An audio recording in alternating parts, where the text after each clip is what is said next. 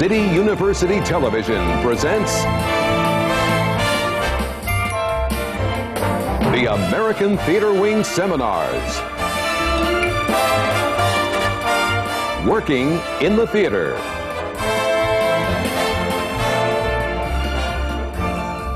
This seminar, production.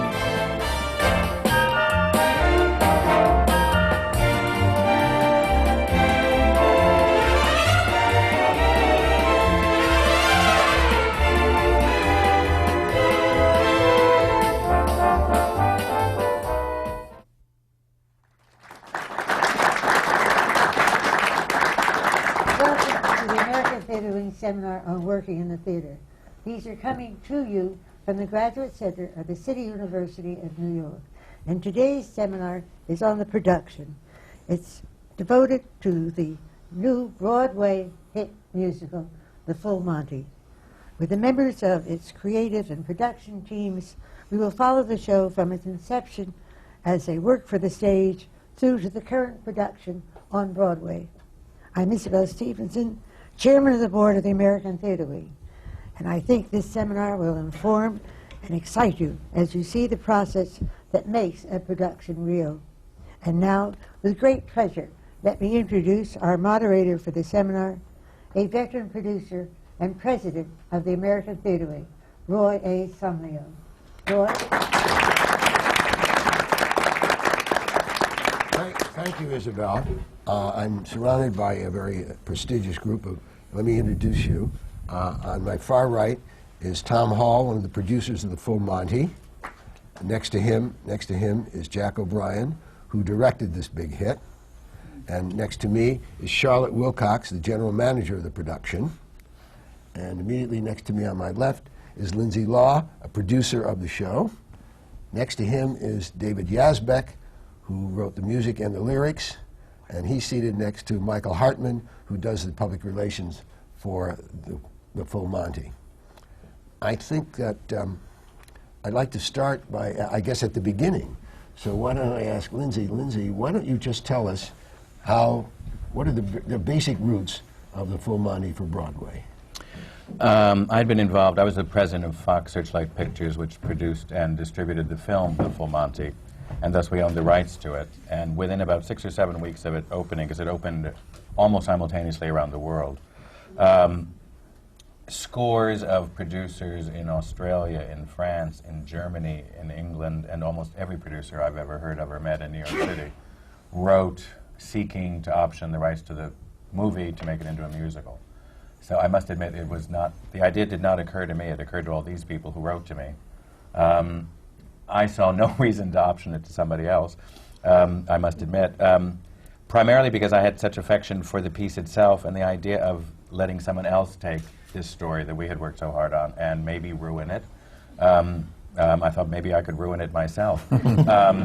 So I convinced 20th Century Fox, who is not in the theater business at all, theater production business, that it was in their best interest and to protect their valuable property, the Full Monty, to have us develop a musical of it ourselves. They had been involved in licensing a musical of a hit Tom Hanks movie called Big, which had not been so successful in New York, and so they were very shy and wary of perhaps doing this again. My background had been, I started in the theater before going into movies, so I knew most of the players, and there was one obvious one that I made the first telephone call to, and that was Jack O'Brien. He and I had done 8 or 9 productions of plays for television together. We have a long history together. And the one true thing I knew about musicals was that you can get in a whole lot of trouble on them. And I thought, if I'm going to get into a whole lot of trouble, I better be with people that I have a great affection for and trust and respect. And so Jack was the first person I called. Terrific. Were you involved in the film directly as you are in play? Yes. So the producer of the film is someone I had made a failed film with called Palookaville, and his next script he developed was called The Full Monty, and he sent it to me. So let's follow the story. You decided that you have to do this, Fox had to do this with you at the helm, and you called Jack. And you said, I guess you must have said, yes, you're here. I said, Lindsay, who? No, I was, he's right. We've been friends for 25 years, I think, and have let blood over many different projects. And I was sitting in my office, and the office directly across from mine at that time belonged to Tom Hall, who for almost 20 years had been my partner, managing director at the Old Globe Theater, where I'm the artistic director. And That's in San Diego. That's in San Diego. And we have, from time to time, developed various projects, both by ourselves and for other people. Into the Woods started there. Other pieces have come to New York from there. And the minute Lindsay said, "Would you be interested in this?" I thought, boy, would we ever. I loved the movie. I thought it was a perfect idea for a musical. Tom, at that time, was in the act of leaving his position at the Globe, and his particular knowledge, and he started out actually as my production stage manager in 1978. Careful. I know. And his knowledge of converting practical things to stagecraft is almost better than anybody I've ever known. So, and they were friends. We've all gone skiing together. So I thought, well, this is a wonderful opportunity for us all to work together. And we said, absolutely. We committed ourselves immediately. And then together, we went in search of the writing team. The first obvious call for me was to Terrence McNally, who can't be here today, but actually had done a play with us at the Globe about 10 or 12 years ago. Also not a success, but let that pass. But we were great friends, and we'd remained very close friends and always looked to do something again. It seemed like a natural for Terrence, with his experience in back going as far as the Ritz and the early things which were really funny. I thought that, and also the fact that he seems to be the sine qua non of book writers, the librettists on Broadway right now. It seemed to be the natural choice, so I called him. He said yes immediately, and then we went on a search for David Yazbek. Well, David, I think it's fair for you to tell the story of how you came aboard. Yeah, well, they found me through somewhat circuitous route. What I've been told is that they were looking for someone who sort of thinks out of the box as a composer, and they went to Adam Gettle, who really does think out of the box and who's probably as close to a genius as you'll find these days among composers, but who, for one reason or another, didn't think it was the right project for him. In fairness, excuse me, David, he was at the Globe at the time doing Floyd Collins, which we were I didn't producing. know that. Yeah, and so it. So just because proximity. He walked by the office. I said, "Do you want to do it?" That's what's The first composer to show up. being in the right place at the right time. Yeah. I guess, right? That's exactly. Turns out it wasn't the right time. Go ahead. Well, he generously passed them on to the less handsome and less well-known David Yazbek, and That was then. I'm not any more handsome than I was then. Believe me. He and I were in a band together years ago. He played bass and sang, and I played whatever I play and sang. And there was a drummer, and we've always admired each other. And he saw that I could do this project, and I think Jack called me first. He did. And boy, did he! I mean, he didn't really have to, but he hard sold it. I mean, he was so enthusiastic about the idea. In fact, the thing he kept saying was, "It's scary, isn't it?" Meaning, it's such a great idea. It's scary, but I just found it scary. Just the idea of embarking on a Broadway musical for the first time. And my first reaction was, it lasted about 3 seconds. Was another musical based on another hit film, And then, 2 seconds later, after I had come to my senses, I realized it was a great idea, a great story, great characters, and characters that I could write for, musically and lyrically. And then I started getting very excited about it. Well, now we have two other people on our panel who we haven't talked about. Tom, were you responsible for bringing about the general manager? I guess directly I was. When Lindsay called and asked me to join him as a producer, I'd had really great experiences here in New York working on several other projects, Damn Yankees, Play On, yet another noted non-successful production, but one that we had a great time putting together and that we believed in. And So he called, and essentially our discussion was about how to put the rest of the support team together. And there was just no question in my mind, there's only one general manager for me in this city, and that was Charlotte Wilcox. So I called Charlotte, who, as I recall, actually put us on hold for a bit because she was considering other opportunities. She'd worked with us before. She knew it was no good.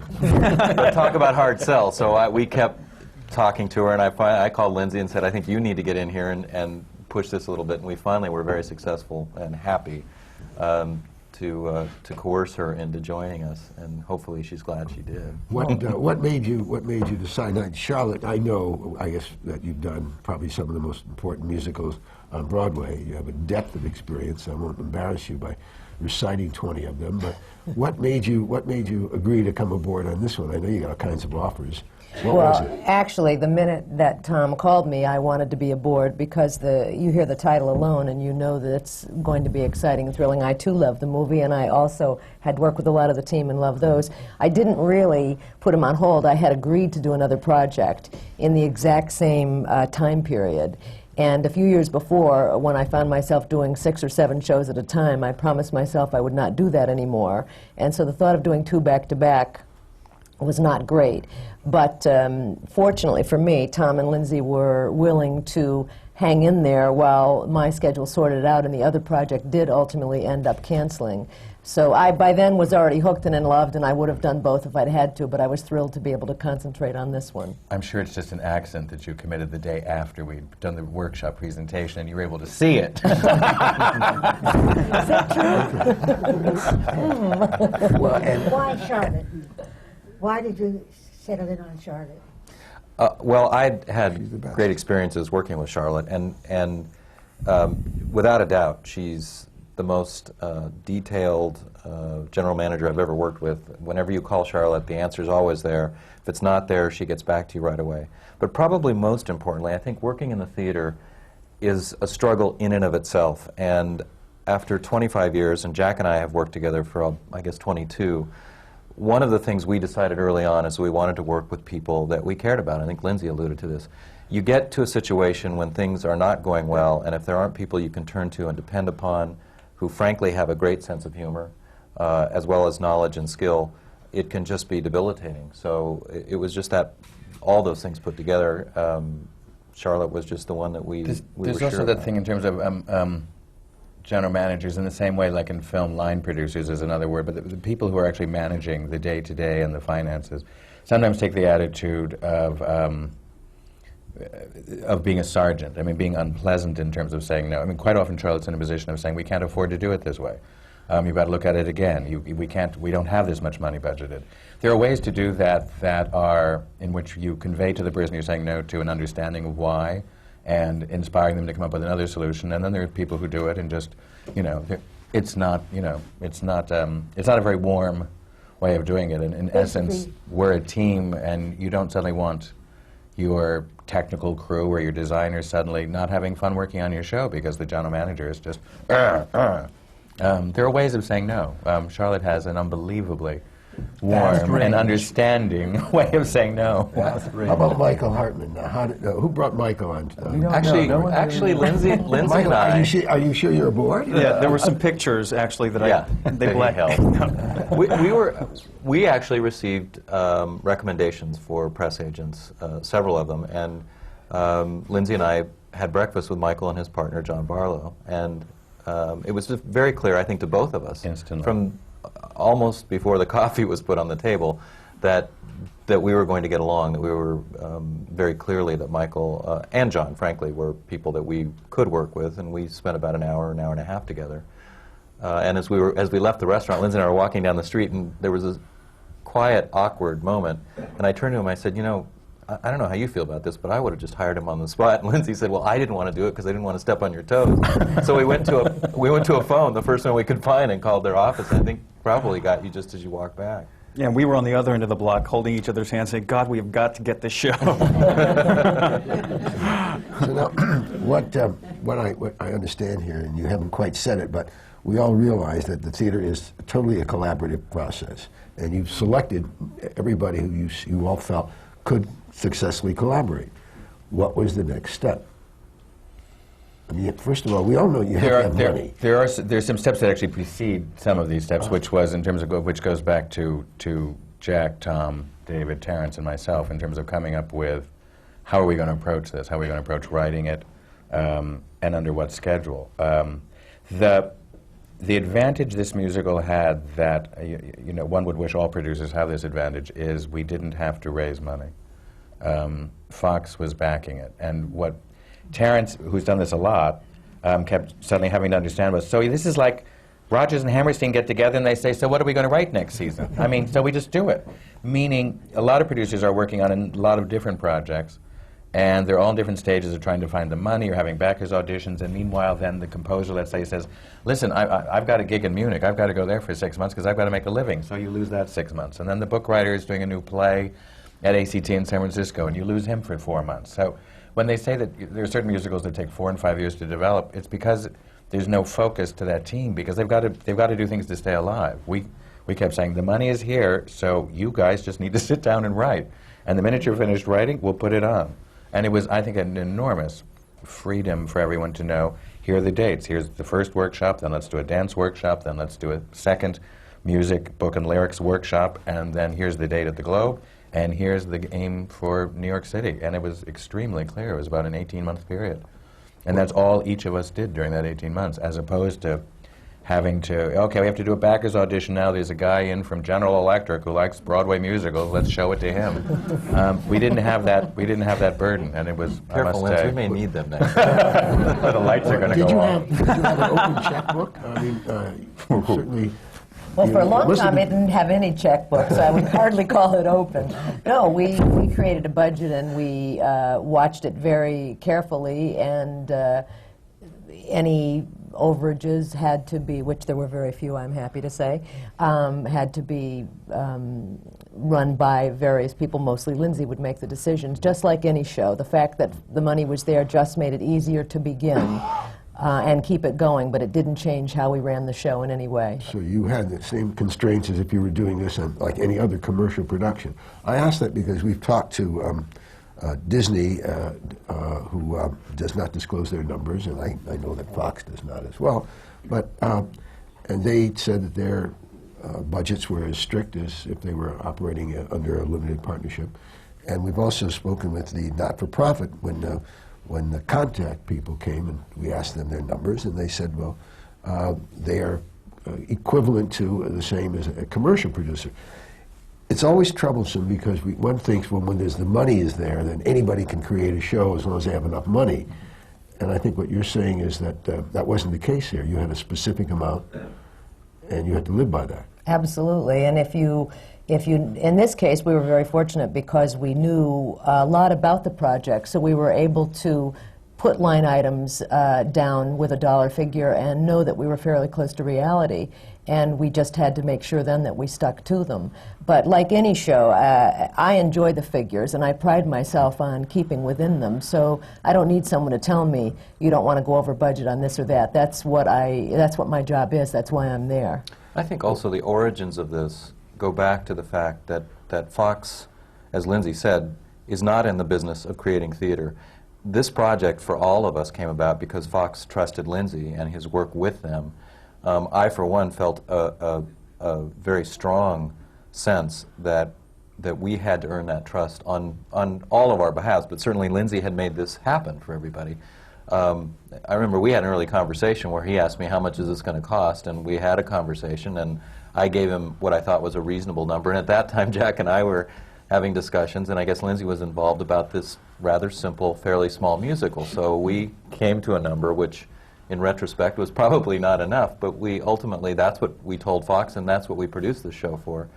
But even to this day, the executives at Fox are film producers, and they look to Lindsay specifically, but all of us, to help them understand how this works. And so we have, I think, an inordinate responsibility to be responsive to them. So in many respects, I think I felt a little more pressure on this project to stay within the framework that we had set out originally, so that we didn't do any damage to that relationship that he had, or to some future possibilities that might happen along the way. So, I know we were always, many of us in the theatrical community were very disappointed when you deserted Broadway, what was it, 4 or 5 years ago?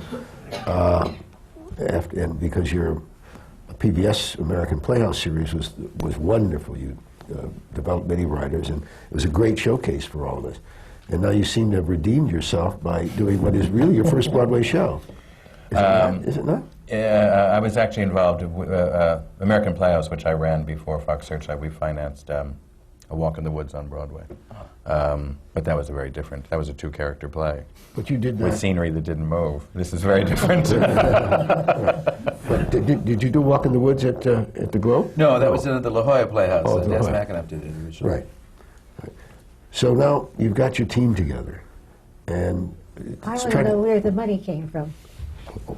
20th Century Fox, which had been the, which owned Fox Searchlight, which I used to run, paid for it.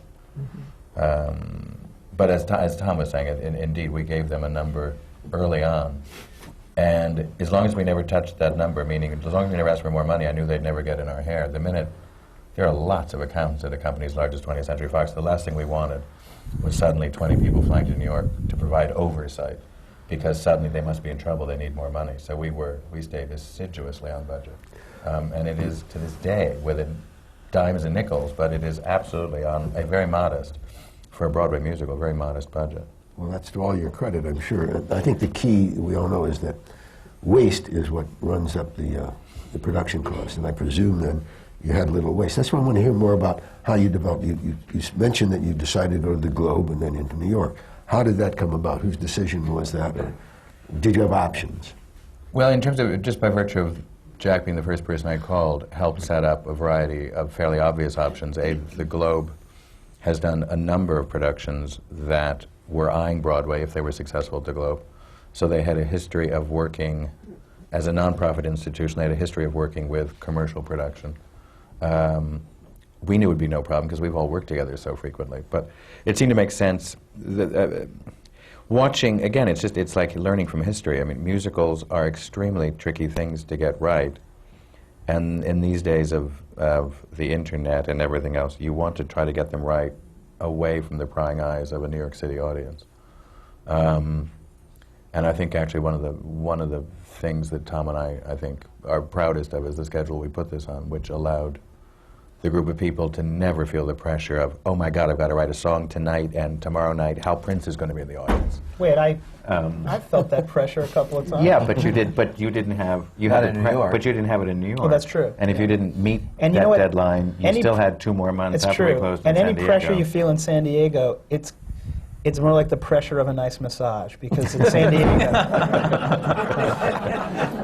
Well, she exactly, but also Perhaps a little more punishing. that's pretty much why we did put the pressure on you there, because we knew if we didn't get it done there. Right. And now we all know what the pressure on 49th Street is like. It's just We had the goal of the very first preview in New York. If it had to be, we could have critics at it. That was the goal, which was to have the show absolutely right in San Diego. So we all, I mean, after it previewed in San Diego and then opened in San Diego, the entire creative team came back to New York actually just to be away from that experience and locked ourselves up in a room. And Terrence and David and Jack and Jerry Mitchell, the choreographer, and Tom and myself just went through, okay, what's working, what isn't, and what should we do? And Terrence and David went off and created new scenes, and David replaced several songs. We went back to San Diego, put them in, and there were still things to do, but we still had time to do them. And again, as Terrence would say, there was still 2 months before we were even coming to New York City. What was that timetable? Well, the first workshop was, just going through the whole schedule. October of 1999, we got together 12 actors. There was a full book, and about half the songs in October, 2/3 of the songs. Well, actually, we started in August, the 4 of us and Terrence and Jerry Mitchell, our choreographer, locked ourselves in a room in a hotel and read through the book initially, Terrence's first draft. And it was, and I August thought of which we year? were I'm sorry, truly 99. brilliant. 99, okay. Yeah, But that's where we started. And so That was the first time we really looked at the material. right. Is that when you did the auditions? No. Much later. Yeah. The first workshop was basically cast using, working with Ted Sperling, who by this time had joined us as musical director, Ted and Jerry and Jack basically going through a variety of people they actually knew. The first workshop was, we didn't really audition for the first workshop. That was in October, 2 weeks, with a performance of it on the last day. So that was that was basically a year before we opened. Yeah, that's right. Correct. Now, 1 that was year. in October. Who came to that workshop? 37 people. I mean, as an audience. As an audience. Actually, Is that yeah, what you we meant? just basically we invited friends. Friends. It was To give us input on what's working, what isn't working. And people we that almost we didn't invite respected anyone, I in the remember, and then we decided Then we to decided bring a to few do it. people just Yeah. to see. And it was focused only on the book and the music and the lyrics. It wasn't about staging. Jack and Jerry weren't trying to get them on their feet. It was about listening to the material, what scenes are working, what aren't. Is this song in the right place? Isn't that risky, though, inviting friends? Are they going to be that candid with you? I mean, Depends on the friend. You should need, yeah, our friends are. that's,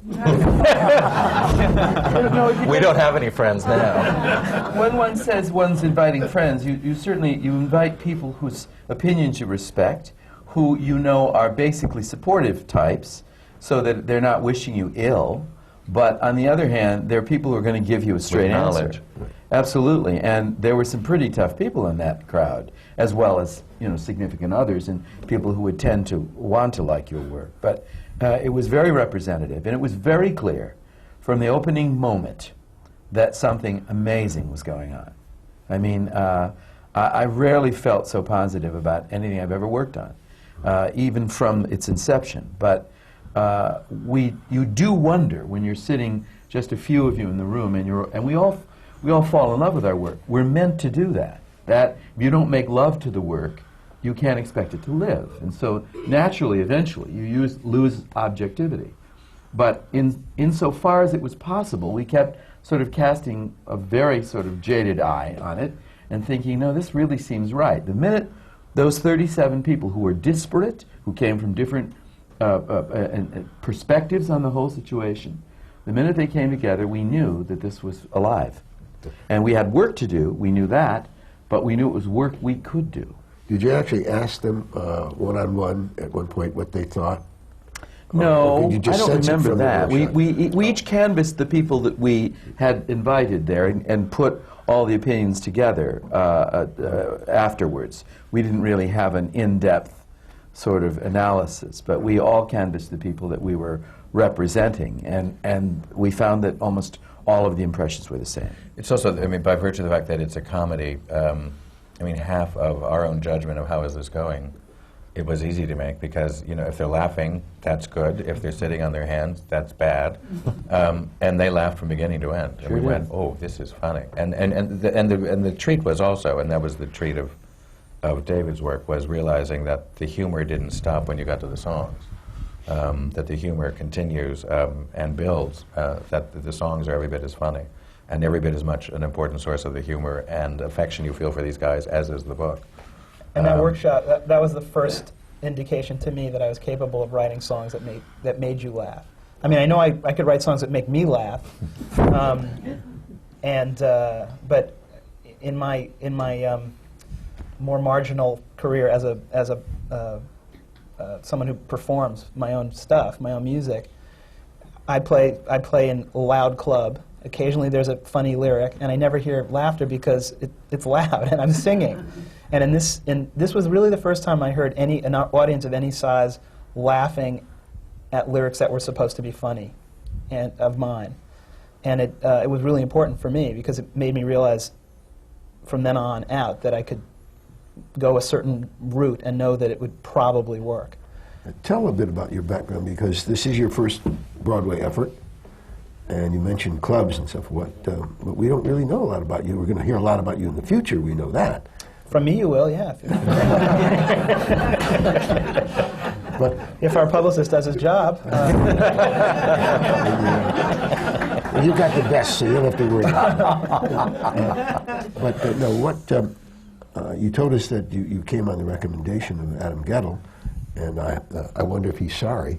But in any event, why do you suppose that you were so suited for this? I think I was suited for this project because I have a pretty contemporary musical voice. That's as a composer of music. I listen to and and enjoy a lot of different types of music, and can tap into pretty up-to-the-minute kind of stuff, because I listen to it and play it in my band. Your band is called Yazbek. It's called, right? yeah, it's called Yazbek. Well, we didn't know that was your name for a long Yeah, time. that's- We thought yeah. that was... That was the record label's idea. It was called, well, I won't even tell you what it's called, because it's a little off color, but... What's the next step? The You next, had all those people, and you listened to all of them. Then what happened? How do you get to the theater, the Broadway theater? how do I get to the Broadway No, thing? no, all of you. Well, after this October workshop, Jerry Mitchell did a workshop with just dancers so that he could begin to invent. I mean, he had a very difficult job. He had to invent a vocabulary of dance for a group of characters who are in no way supposed to be able to dance. So he brought together a group of dancers for 2 weeks and worked with them on indeed inventing a dance vocabulary that would make sense for these men. Is it true that you use Jerry because of his background in doing the strip teases every year, Broadway Bears?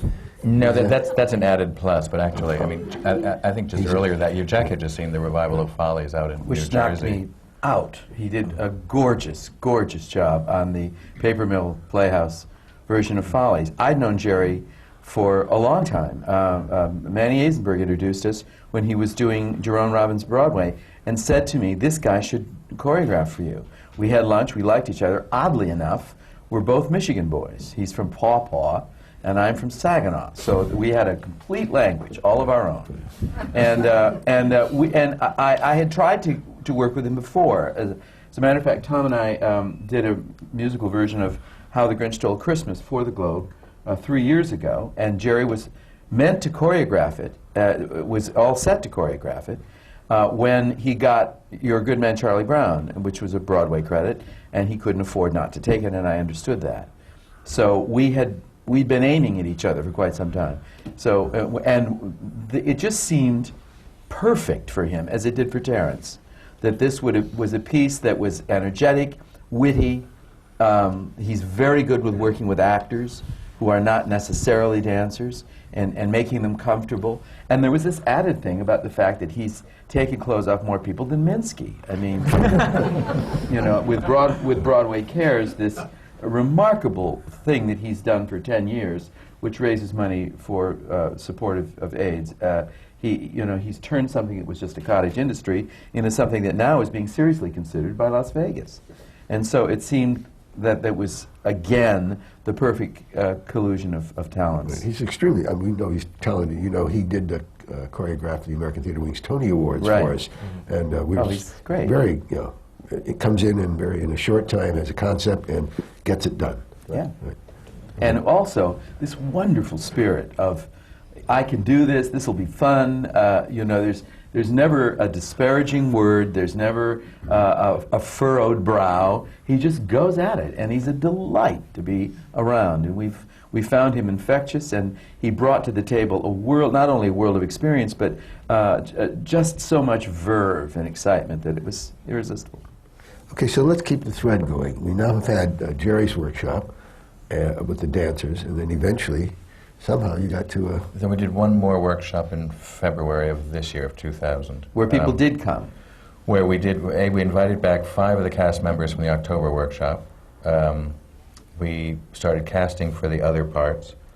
David was writing new songs for this workshop. Terrence had changed the book considerably for this workshop.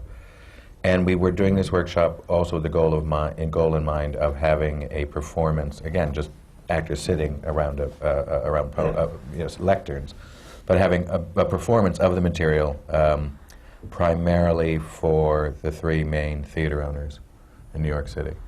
So this one actually had a dual purpose. It was to continue working on the book. It was to see if this was the right cast, and hopefully it was to entice one of these 3 theater owners to give Where us a was the theater. workshop held? 42nd Street between 10th and 11th Avenues, which was definitely a sign we thought to ourselves of how we had come a long way. In February on 42nd Street between 10th and 11th in this terrible, airless rehearsal room. This September, when we were rehearsing for the Broadway production, we were in the beautiful new 42nd Street Studios that Mrs. Duke helped finance. So we thought this is definitely a step up. How expensive is the workshop? Less than the two workshops together were Catering less than. must have been inexpensive. It was very expensive. We hem and we haw because we don't give out our figures.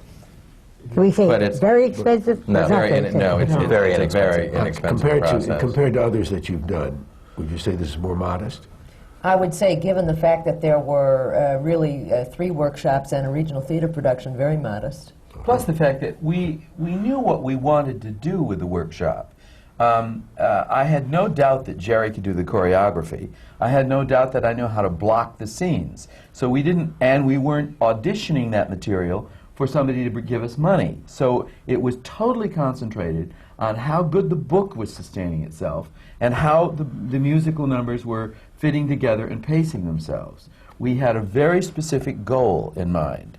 And so we cut away a lot of things that I think trimmings that some people have to do when they're auditioning material for producers. Gee, what's it going to look like on its feet? Well, then you have to get up and do a couple of scenes. Well, we didn't do any of that. We concentrated on the acting and the singing, but basically the creative material. That was our job. The important thing too to note, especially in terms of musicals, all of us had spent a goodly amount of time before anyone sat down to write, agreeing exactly on what we all wanted to create. I mean, that'd be one vision of how we were telling the story. Yes, there was a movie there was a plot, and there were some characters. But what we were going to do with it was something we spent a great deal of time talking about. And, you know, when you suddenly could conceivably get lost, or maybe there's an audience one night that isn't so much in love with you as they were the night before, it's easy to question, what are we doing? And yet, all we ever had to do for ourselves was go back to, what did we set out to do? Is this accomplishing it or not? Is this the story we want to tell? And that was always the guiding principle in terms of, there was one single vision for this story, as opposed to 5 or 6 different ones. Well, how far afield are you from the film, I think we should know. In other words, we know it's the same story, but how much of the words are the same and what's new? There's a dozen lines of dialogue, maybe, in the Broadway stage that are in the movie. The rest is all Terence. But the shape, the intent, the skeletal structure of how the story moves, how it focuses on 6 guys and their specific dilemmas, they all pretty much parallel the film. Even the shape of how the story progresses parallels the film. It has a lot of richness added because now it's America as opposed to Sheffield, England. It's in Buffalo. We add musical numbers. We develop the women more. Terence created a character named Jeanette, who is the rehearsal accompanist, because in the film they rehearse to recorded music. Can't do that on a Broadway show. And so he invented this piano player who comes along, who brings a world of experience with her, different from what the boys have. So there were wonderful appliques on top of the structure, but the structure was basically very faithful, I think, to what the there's a screen whole is. level of delight that audiences get out of seeing what Terence has done with some of the familiar elements of the movie. It's almost like these little punchlines in that he's put this here instead of here, you know. That was one of the first questions we were asking ourselves at the beginning of the process, was audiences who've seen the movie, and that's almost everybody, are going to expect this moment. How are we going to do it differently? And Terence just came up with the best, I think, the best way to do it in our structure. As an audience member, I can tell you, I just sat there and watched a delightful, wonderful, funny musical, and it made no difference to me that I remembered seeing a film way back because it didn't parallel it, but it did have the same skeletal feeling. And I think that's what's so smart of you people, to know that that's all you needed, and then you put it into the genre, which is why it's so successful today. I think that's true. It's sort of a running gag, too, because people come out of the theater and walk up to Lindsay, oftentimes rather apologetic, to say, I liked it so much more than the movie. And we all think, it's fine, that's where we are now. But I think it is true. We went through the same experience, actually, with Damn Yankees not too many years ago, and the idea there was to make it more contemporary. But I think Jack said early on, we want the audiences who saw it in its original form to feel like they're seeing the same musical and yet contemporize it. And we we were successful there, and I think this has the same impact. If you saw the movie, I think you're delighted with the musical because it's all the elements are there, not necessarily in the same place or framework. If you didn't see the movie, you don't need it as a reference point. Audiences come who have never seen the film and just have a great time. So it works either way. Well, let's keep the story going, though, in the making of this great musical. We've got you now to the point where you know what you want to do, and I think you're up to the point, I guess, where you're beginning to cast, are you not? We've now completed the third workshop. That was about 100 people came to the final performance of that. And that was screamingly funny. I must say, we really did know what we had at that point, and the three theater owners were madly trying to figure out, which of their shows might soon not be around any longer, so they could offer us a theater. So it accomplished all the goals we wanted, and we had 6 weeks. We had a lovely little party at Sardi's to thank our cast, and said, "We'll see you in 6 weeks." And we went into rehearsal in San Diego, bringing everyone from New York out to San Diego. We went into rehearsal for a June 1st opening at the Old Globe Theater. Well, so what was the time lapse between performances? You started rehearsals on June 1st, but when did you completed your... The workshop was completed at the end of February. The cast took off the month of March. And then April 6th, I believe, the 6 men went into rehearsal for a week, and then the whole rest of the cast joined them a week later. And that's the cast that's appearing on Broadway today? That's right. Yep. Jack, why don't you tell us how you got to that cast? Well, part of it was the remarkable thing that happened. Sometimes fate is kind to you. The very first reading, as we say, we sort of combed through our phone books and said, well, let's get these people to read it. And a few people we didn't know, and a couple people we did. I mean, Ted Sperling added people, I added people, Terrence had suggested people. And out of those original people, 5 of those people are still in the company. Nobody but those 5 people have ever read or sung those parts. That was the very first workshop. Then Jerry Mitchell did his dance workshop. We learned more about the vocabulary that he needed to explore when actually, realistically, these guys only dance once. They dance at the end of the show. We know that. That's a given. So how are you going to keep a musical going with its energy and creativity when you can't use dance steps? And that was what that workshop was for. And then by the time we got to the February workshop, we had auditioned extensively, and we found a few more people. And I think with one exception, which was the role of Jeanette, all of those people, no, 2 exceptions, and Pam, because that character kept changing and changing and changing. All of those people came to San Diego, and there were just 2 more to add. So it was an accumulative thing, and the nice thing about it was we were building on a kind of style of, I was determined that this would not be writ large in its performance, that the performers would be natural and real and affecting, not punched, not larger than life, but true to life. And so once we began to put those people together, the chemistry was quite, you knew when you had the right blend. And we were, again, very lucky, very, very lucky. Well, how about the rest of the creative team? You mentioned that you've got your musical conductor involved very early. How about your designers, and how did you come about selecting them? We and did you have any difficulty making the deals? we agreed on John Arnone to do the sets. He did extensive research, went up to Buffalo, took hideous pictures that made us laugh. And so we agreed with John. John brought us Hal Binkley, a collaborator that he's worked with, lighting designer that we hadn't worked with, but I do believe in the designers supporting each other and knowing that there's a shortcut, there's language that they know how to speak with each other. It sort of facilitates things, so we were very happy with that. Bob Morgan is a costume designer that Tom and I have worked with at the Old Globe Theater for the better part of maybe 20 years. He's done a plethora of things for me, including, in fact, most recently in New York, Pride's Crossing, that I did at Lincoln Center. He did that show as well. And we wanted, in the mix, because it was going to be a Globe production, we wanted some of our own personnel involved in that, just to keep the familial feeling with it. So that's how we got all of those people. I think that's everybody.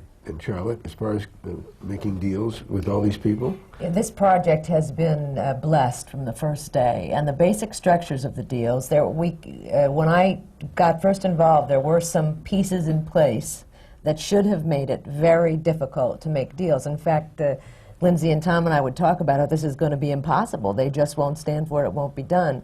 But it was blessed, and we made the deals very simply. How long it took to get those deals executed was another matter. Once you get lawyers involved, suddenly you find many points that you didn't know that were there. But in general, it was very easy. And everybody fell in line. Everybody who heard about this project was thrilled to want to be on it.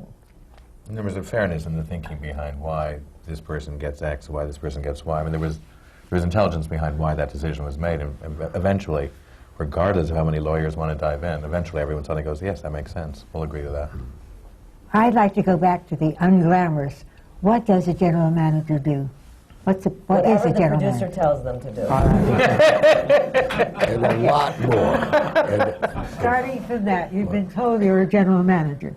Well, What is a general manager? in this case, I worked very closely with Lindsay and Tom. They had already told Fox what the show was going to cost, so I had to make a budget that would come out that way. And Is that fortunately, basically where you start as a general manager? that is basically where you start as a general manager. You've got to start with the figures. That's once you're hired, that's the first thing everybody wants to know.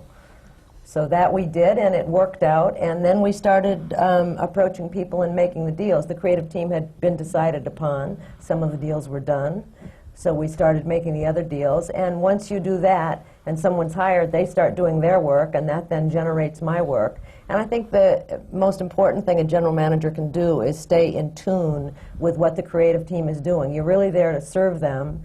If they're going down the wrong road and you know that you're going to end up not having the money for something they want, you want to let them know that real early before they've invested a lot of time in something that you know the producers can't or don't want to afford. And so it's really hearing and talking to people and knowing where they're coming from, seeing when there's going to be a problem, subverting it if you can, and when you see something that they need that isn't provided for, figuring out how you can do it. It's taking your cues from everybody else. But it's safe to say, I think the general manager oversees the day-to-day operation of a Broadway musical, financially and in terms of the logistics from top to bottom. So Charlotte's job is very much hands-on, making sure that everything from the company manager through to the carpentry staff and the electricians are getting their job done on time, on budget, and then serving the interests of the creative team at the same time. And I think letting us know, which she does brilliantly, when we need to intercede and help people understand where there may be problems or where we're looking at an issue that might need for all of us to sit down and talk about. So it's the pivot point, I think, in the middle of a production that is vital. And did she come in at the very beginning of this? We hired Charlotte very early on.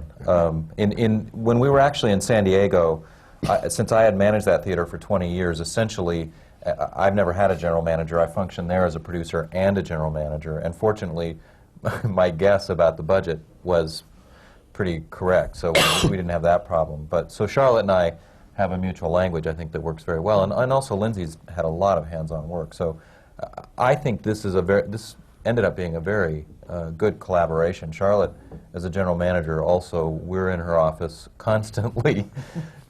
Actually, her very small office, Lindsay and I are always in there taking up space, but we like, I think, to have Charlotte involved on many questions that become issues of producing as well, because she has such a smart ability to sort of throw things back Are you at us. now a production team? Well, this certainly is the team that has produced the show, Right. but I don't think we have any immediate plans to pick it up and do it again. That's what I wanted That's what to you're know. wondering about. I Michael, think I keep saying, you know, to get these two to whom you are responsible and be able to have a climate that is intelligent and fair and reasonable and creative is a rare thing in the theater, and it would be wonderful to think that they're going to go on and do all my work. But I don't think they are. I don't think we'll ever get him back into a theater, right, Linz? Michael, tell This about one's when going you to keep be- us busy for a while anyway. Let's hope so. Tell us about at what point the public relations began on this show. Well, the public relations, for me, begins right after the meeting with the producers. And this show has been an absolute dream for a press agent. I could not imagine having more fun. both with the production itself and with the players, which makes a huge difference, as Tom said. But something that I like to do is when I first meet with the producers of a show, I like to go in with a list of questions that I have. And it generally turns out that the list of questions that I have for the producers about the show and the specifics of the show are the questions that the press has and that the public has. So I always keep that on hand from the very first meeting, because hopefully after the first meeting with the producers, the answers to the questions that you have are encouraging. And you think, okay, there's a lot that I can do here. And that was certainly the case with Lindsay and Tom after the first meeting. But it sort of, it came in waves. I think we decided first off that there was no need to rush into announcing that the show was happening, announcing the plans to move to Broadway.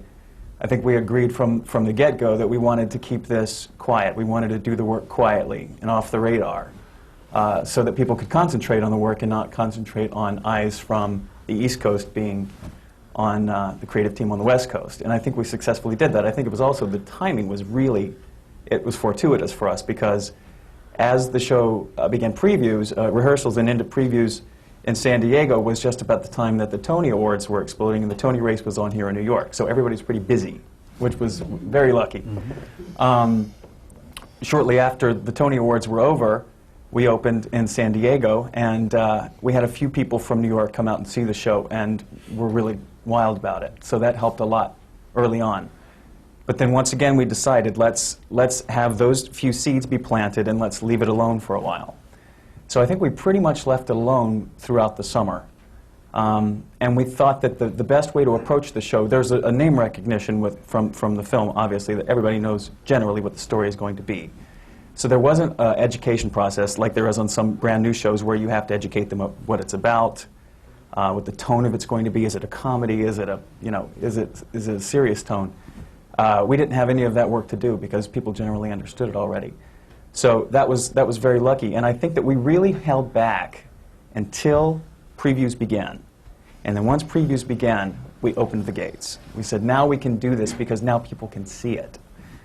We'll be quiet until people can actually come in and word of mouth can start spreading and supplement whatever publicity we do and whatever advertising we do, and people can start talking about the show on their own terms. And I think that that's worked really well. And I think people, one of the things that you said about people coming in and seeing the show and it speaking to them so resonantly is the fact that it's moved from Sheffield, England to Buffalo, New York. I think people are wild about seeing a story about real people, real Americans, working class Americans that are flawed, but they absolutely fall in love with. So when you have people coming to the theater and laughing hysterically every night, it makes my job so much easier.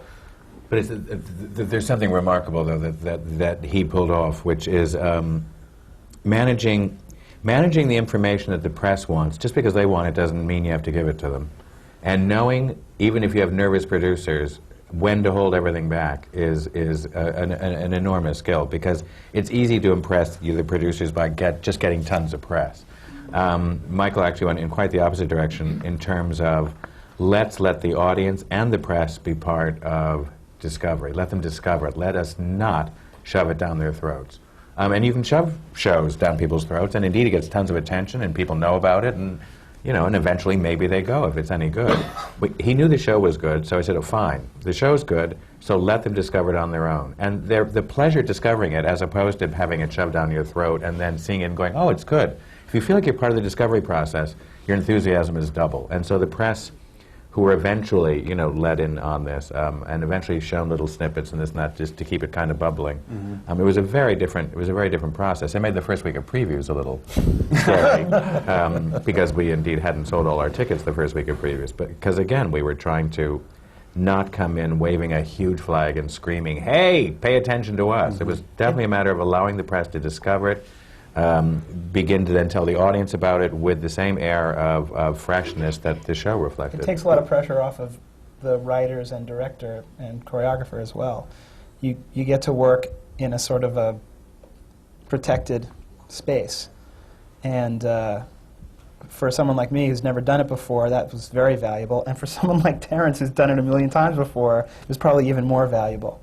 Because, and I imagine you found it the to be true too. Oh, absolutely, no question about it. But there was word out. Everybody knew that out in California was this wonderful show, and they all really knew about it. We didn't see it, but maybe some of us saw reviews, but we all knew. I it was think within brewing the out industry, there. there was a definite knowledge of the show. I mean, there was something brewing out there, and I think within the industry that's definitely true.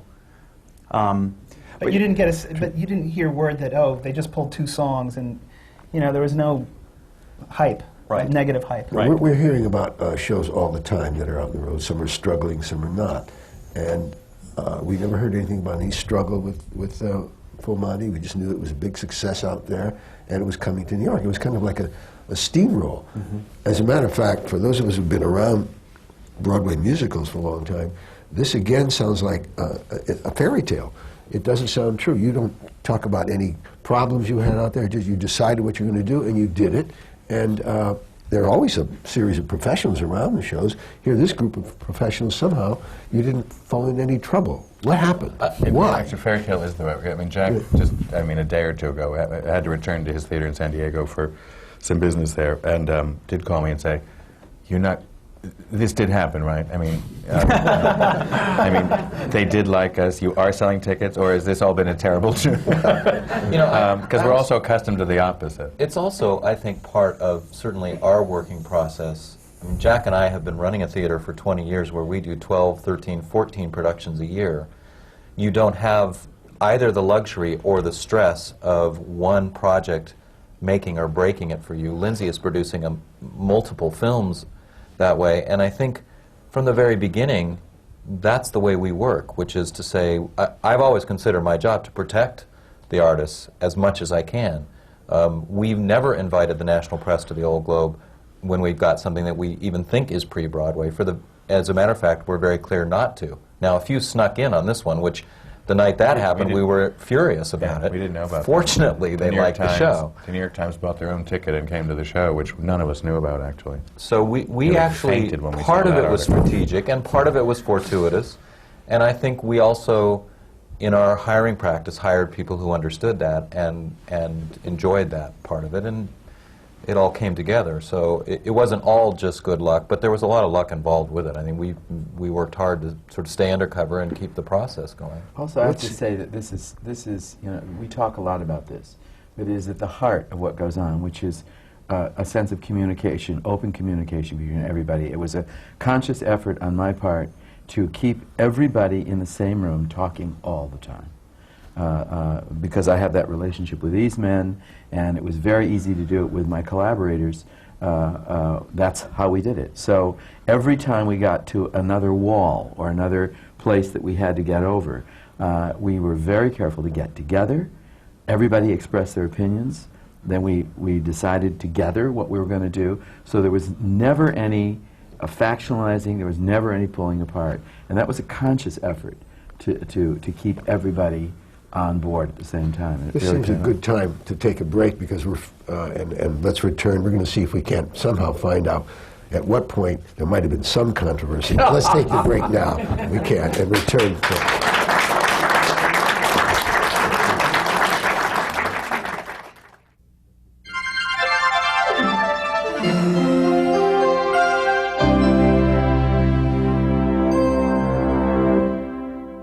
This is CUNY TV, the City University of New York.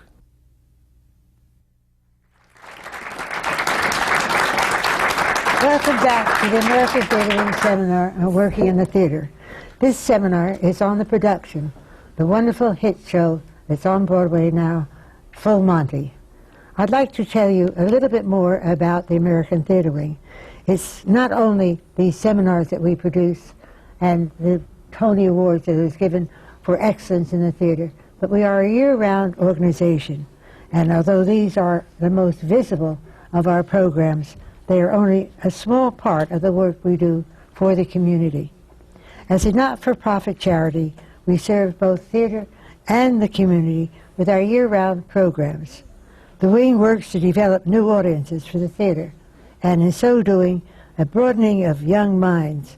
We bring these young children to the theater, and we bring the artists from the theater to the schools. We find that the magic of theater that otherwise not be given to these people, nor would it be able to broaden the minds of the young people. Programs for students include Introduction to Broadway, which in its 8th year has enabled more than 80,000 New York City school children, high school students, to attend a Broadway show, many for the first time. The wing also introduces young people to the theater by bringing these professionals into schools for workshops as a part of our theater and school program. Additionally, the wing's hospital program, which dates back to World War II when we created the legendary stage door canteens. We continue to entertain patients in hospitals, nursing homes, aid centers, and child care and hospice facilities in the New York area. With volunteer talent from Broadway, off-Broadway, and the cabaret world, the wing continues to bring live entertainment, hope, and joy to those who are not able to go out and attend the magic of theater. With our grants and scholarship program, we provide essential funding where today it is so needed. We take pride in the work we do and remain so grateful to our members and everyone who makes the American Theater Wing's program possible. Our work strengthens the ties between theater and the community, and we are proud to be a part of this great effort. And so now I would like to continue with our seminar on the production of The Full Monty. Well, thank you, Isabel.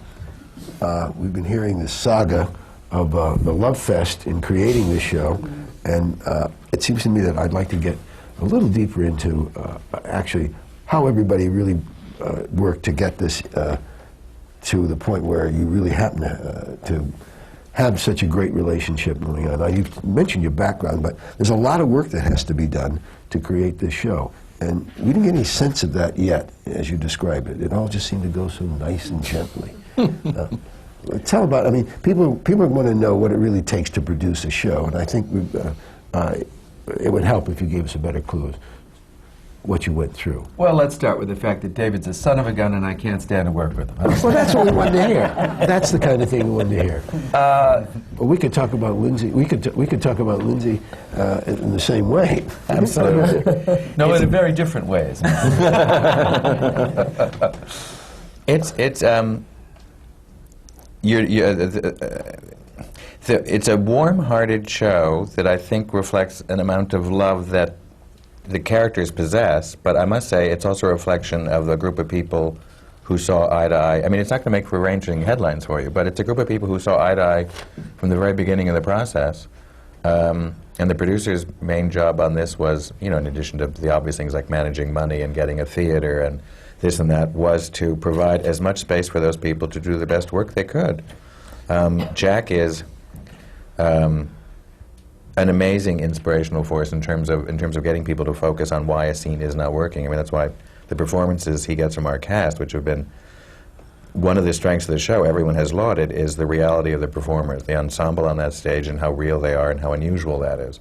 And in that same way, that ability to communicate is something Jack does especially well. And so if Terrence would come in with a new scene that suddenly was terribly funny, but actually was off the mark in terms of where our characters are meant to be going, more than likely Jack, but sometimes the producers would suddenly say, gee, do you think it should be, isn't that too, that's so mean-spirited of Jerry to say, or is this right? I mean, if you see eye to eye from the beginning, if there's a strong vision for the project, and if the people get along well and respect one another, then everyone's just free to do good work, as opposed to wasting a lot of energy, you know, with backbiting, or how are we going to get David to finally, you know, I mean, it wasn't. To find what? What was in your mind? No, I'm saying that's what didn't exist. I did make one serious mistake, though. We were the last 2 weeks in San Diego. We were waiting for a song from David, the last song, and I foolishly, thinking as an incentive I would help him along, offered to take him to dinner at a restaurant of his choice. Unfortunately, he delivered the song late, and now I have to deliver on the dinner here in New York rather than San Diego, so it's going to cost me a lot more. But I don't, first of all, I think it would be unfair to suggest that any of this was easy.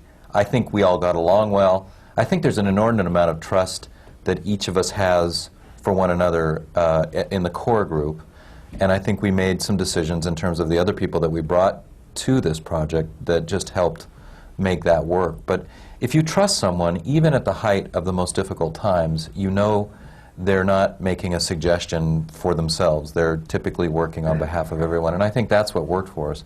But it was a long, tough process. I mean, David will be the first to tell you that there are 4 songs that I think that are out of the show from when there are 5 songs. from when it started. Yeah. Been replaced. You'll hear him again in something else, I'm sure. Terrence, quite literally, Jack was putting lines into the Broadway production the Monday night before the critics came on Tuesday. We were struggling with money every day. I mean, all of that. So I don't think to suggest this just was all smooth and easy, I think would be unfair. To suggest that we all worked really well together out of, I think, mutual respect and an understanding of what we wanted to do, I think is true and correct. But it's always a struggle. A musical, having produced 260 some odd plays now in the last 22 years, musicals are always the hardest because you're just layering need on top of need. You've got the book writer, and then you've got your composer, and you've got a musical staff, and you've got all those different people, and there's never enough time. And their assistants. And their assistants. And you just don't have enough hours in the day, and I think ultimately it becomes, for us, we became the arbiters of who gets time, how does it work, a lot of explanation as to what we could and couldn't do. So that's always ongoing. David, I think we dropped a stitch a while back. You were giving us a nice, interesting background of yourself, and then we lost it. So why don't you pick up and tell us how you came to this, Chapter 2. I don't remember exactly where we dropped it, but had we gotten to actually me getting... Oh yeah, we were at the process. Once the producers decided that it was okay to take a chance on me, and I think that they went out and they listened to my pre-existing 2 albums, my pop albums, and that was the first indication that maybe I could do this project. We all just started talking and sort of seeing if we had a similar vision, and I went off and did a few songs for the show. This is before there was anything really. There's no book. And so sort of flying blind, but having the movie to think about and having some conversations with these guys and with Terrence, I think I did 4 songs, 3 of which we're still using in the show. And that was enough for them to keep me on for however much longer. You know, it's a risk, but it's not a complete 100% risk, because you can always bring on someone else at any stage. You don't want to, I'm sure, if you're a producer. It might be costly and not time efficient, but I don't think it took that long for me to feel like this was my gig. I had this job, and we could do it. I met with Terrence in his apartment, and the first question he asked is, "How do you see this show?" And I just said, "Guys and dolls," meaning that's the feeling I would like to have when I see the show, and that's the feeling I'd like audiences to have. In other words, something that exists as not a through-composed, sort of hyper-serious, at least in terms of what it considers to be what the process of the show, something where there are scenes, where there are really strong book scenes that have a chance to breathe and get laughs, and then songs. And most importantly, just don't, Terrence himself said, let's not try to recreate the American musical. Let's just try to do something very entertaining. And I think that was all of our vision from the beginning. I'm not sure where to go from here. You wrote both the music and lyrics. Now, some of our best creators on Broadway don't undertake trying to do both music and lyrics. And here, your first time out, you do it, and you're a big success. Where do you go now? I have no idea. The reviews came out on Friday. This is Wednesday. And a lot of that is... I know that I'm going to finish my album, the album that I sort of put on hold to finish up the full Monty. And I'll put that out. but in the meantime, let's see what other people think. I hope they feel the same way. You would like to continue on Broadway. I'd like to continue in the theater. Well, we'd like to have you. That's why I'm thank you. to say that. Yeah, Broadway would be nice. I'll take other venues too. But you know, there was something about this process that I think I'm spoiled. I think we all got along so well. We were all so. You know, there are egos, but it's if you're all working towards the same goal, you find yourself sort of sharing one big ego instead of a lot of little egos bouncing into each other. That was, to me, one of the most rewarding parts of this, sort of learning how to collaborate, learning how to take direction. In my band, I hire my musicians and I tell them what to do, and we discuss things, but it's not really, it's collaborative, but, you know, if I want to make the last decision, I do. In this show, and I guess in any show, it's so, the collaboration is so intense all the time that you just don't do that. It's really foreign to me, and I really enjoyed it. I think I enjoyed it because these two producers, really every decision they made and passed down built my confidence in their ability to produce a show. I've worked in advertising and had the client say things that just make you just want to get it over with, slit your wrists, and just get it done with. I've been in the record business and had people who are supposed to be looking out for you and selling your records just make bad suggestion after bad suggestion. And I've also worked in TV and films and had producers who, as a writer, who just seemed to not know what they were doing.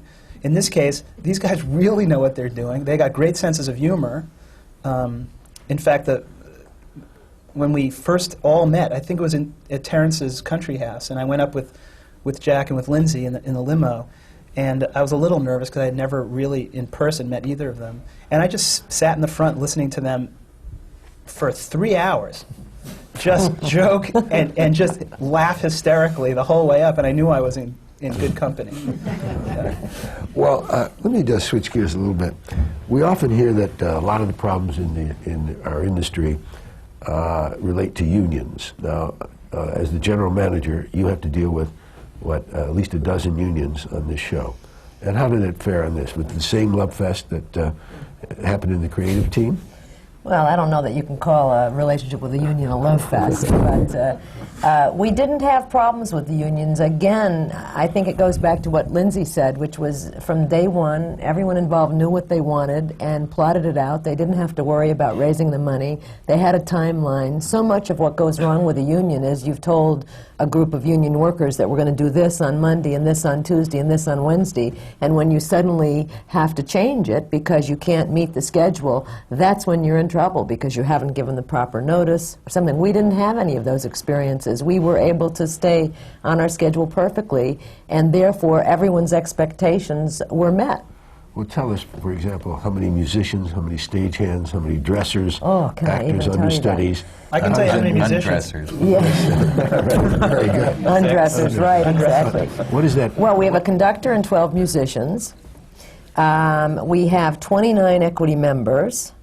We have 13 stagehands on the Local 1 crew and 6 stagehands on our Pink Contract crew, a wardrobe supervisor, two wardrobe supervisors, a hair supervisor, 7 dressers.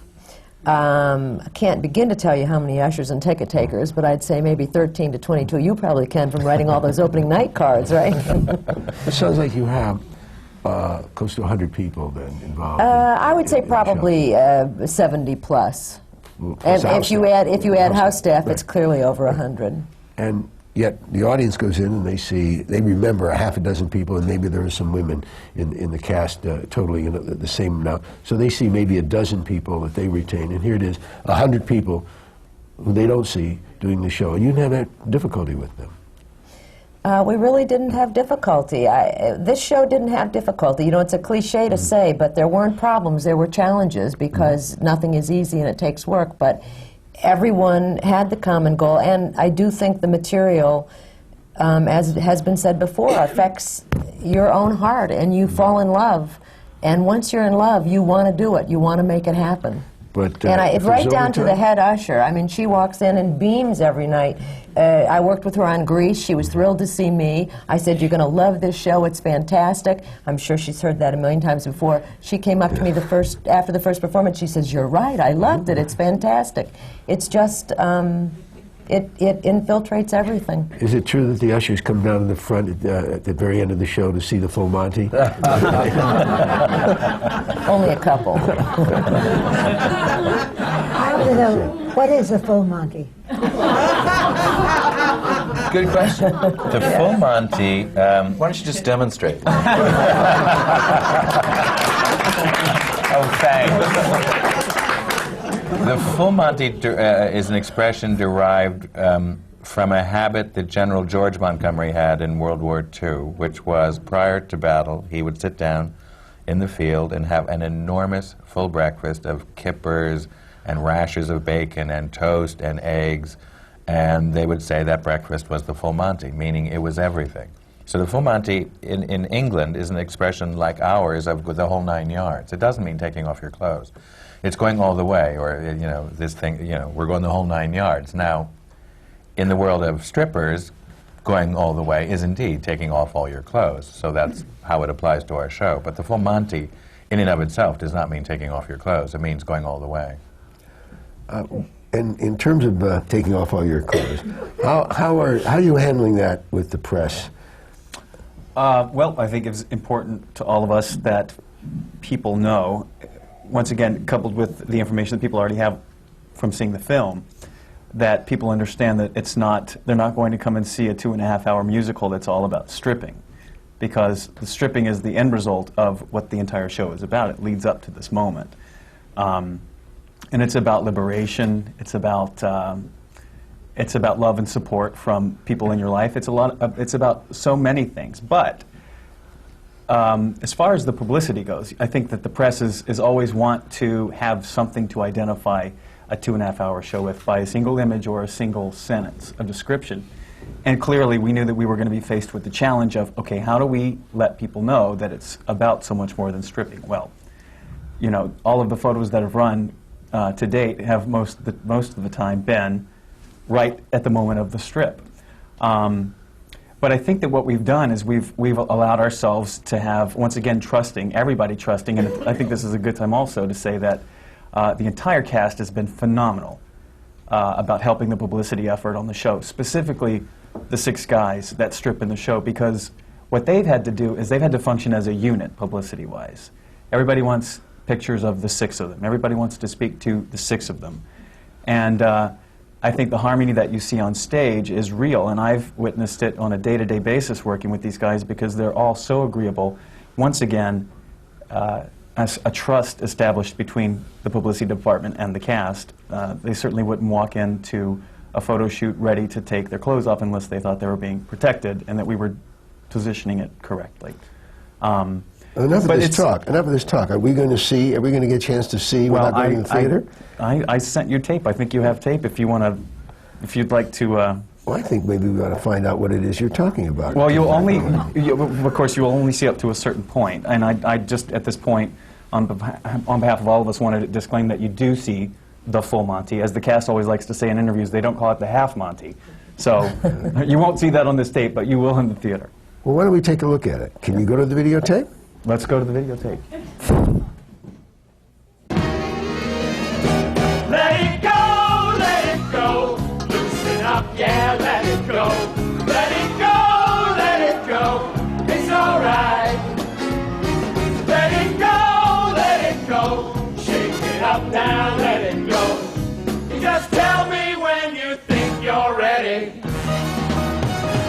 Let it go, loosen up, yeah, let it go. Let it go, it's alright. Let it go, shake it up now, let it go.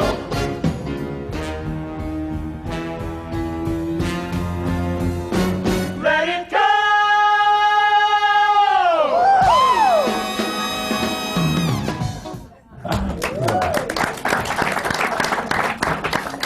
was about a minute and a half more of that number. Much more revealing. Yeah. And exciting. I guess that's the difference between free television and paying your way to do the theater. That's right. You know what I also have to say about the moment of nudity at the end of the show that you see? I've watched shows before where nudity is involved, and I think that most of the time it's uncomfortable for an audience to watch it or for an audience to be there because they feel innately uncomfortable for the person on stage who's in the buff. But in this show, as I said, it's the culmination of everything that's happened on stage. It's the opposite of that. It's the antithesis of being uncomfortable for them. You're pulling for them, and you see the audience. Sometimes I like to go and stand on the side and watch the audience as it's happening. Oh, sure, Michael. We know.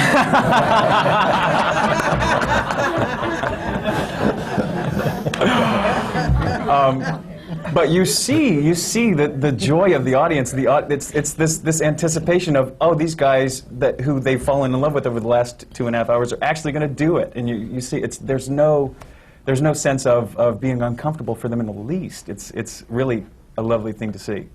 There was a in terms of life reflecting art and art reflecting life, whichever. But in San Diego, I mean, they knew from reading the script indeed what was going to happen at the end. But there did have to be a first time they would finally do this. And evidently, unbeknownst to Tom and I, the 6 actors had sat down and asked to chat with Jack and said, we will do it. We're not going to chicken out. But we're not doing it at the technical rehearsals. We're not doing it at the dress rehearsal. We will do it for the first time in front of an audience. That's the only way we're going to be able to do this. And Jack honored that, said, fine, okay, there's some lighting things we have to look at and this and that, but you can do that in your G-strings. And at that very first performance in San Diego, and I remember, I mean, all of us, I said, this will, and actually I remember specifically talking to you, saying, there will never again be a first performance of the full Monty. It was actually quite moving. And that night, the guys, our 6 actors, were the guys in our story. Because they, as 6, equity performing artists with, distinguished credits, were working their way towards, a performance at the end of which they were going to take off all their clothes for their very first time in front of 650 strangers in the Old Globe Theater. And it was remarkable for them. They were just, it was actually an extremely moving moment in terms of, the two things actually blending, which again never happened again. It was the first time it was ever going to happen. I feel I have to say, for those of you who have not seen it, and from our audience who has not yet seen it, it's not embarrassing. I mean, it's done in terms of lighting and in a very artful way that is not confrontational. So you utterly know that they've taken their clothes off, but it isn't like us sitting out here with all this light on. Thank God. No, we drew the line at that. And was that your doing? Did you devise that clever way? It was. We devised it together, but it was always my determination right at the beginning. I knew. I mean, the film ends with a freeze frame from the back, so that you know what goes on. You can't really achieve that on the stage, although it occurred to me to try at one point. I mean, early on I was wondering how to do this. And then I always knew that I was going to do something so distracting, so surprising, that you would be taken off guard. And then Jerry Mitchell and I sort of evolved from that in terms of the lighting effect that we finally got. We finally figured out how we could do both things and not upset anybody and yet honor our commitment, because people who saw the movie know that they have to do it. So we've got to do it, and we do. What's the percentage of those that saw the movie? Do you know? Sorry? The percentage of those who saw the movie who are seeing the show, you mean? Yeah. It must be overwhelming. I mean, that was one of the most attended films. It's where did we do it? We did do a raise your hand. Where did we do that? It's I'm sure half, but it's not larger than that, I don't think. I mean, the movie was extremely successful in New York City. We did surveys back in February and March in terms of people who'd seen the movie. Would you be likely to attend a Broadway musical version of it and things like that? Are you planning more full Montys? We are presently meeting in regard to a tour of North America, and Tom and I are beginning to. We seem to go to the show every night and then have dinner with a different nation's producers. There are any number of countries who want to put on their own full Monty, so we've been exploring that. But we're still in the state of this kind of euphoria, the glow that exists from last week. It's only I mean, for those who are actually watching this, you know, in terms of the videotape version, it's only 3 days ago this all happened, so we're all still stunned. Well, I think some of the questions you're going to have to ask yourself, and we're not going to be able to define them now, is are you going to keep the same language when you tour the show, or are you going to have to temper it a little bit when you get outside of New York, and as well as outside of this country? But I must tell you that we could probably go on for another hour and never really learn everything there is to know about how to produce a show as successful as the Full Monty. Regrettably, our time has run out, so I think it's time to thank each of you for being with us today, and we want to wish you great success in the future on this and other shows now that you've given up your day job and are really devoting yourself to producing for Broadway. Thank you so much for coming and being part of this.